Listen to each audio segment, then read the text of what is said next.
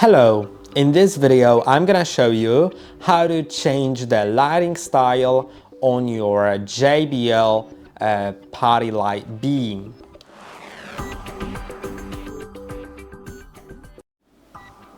To do it, simply press on this sun button, which will change the lighting mode. And there are different ones, I'll just name them. So first, when I press on it, it will switch to neon. This is the neon lighting. You can see it's sort of not only giving the color, but also it has these circular lights. Now I have it in the app set to a certain color. I'll just switch it to the colorful mode, and in a moment I'll show you how to manage through it in the app. Now if I press on it again, then it'll switch to loop mode. This is how the loop mode looks.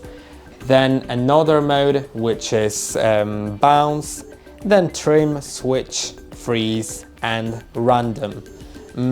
Now you can also do it from the app. You can see I have the app right here, and I can switch between different light controls. And the app is named JBL Partybox, by the way. Then I have different colors here. The colorful one, gray, orange, blue, violet, purple, pink, whatever you want to call it. Or you can go to color picker and select your own color. And that's basically it. I hope that this video was helpful. Don't forget to like and subscribe, and see you in the next one.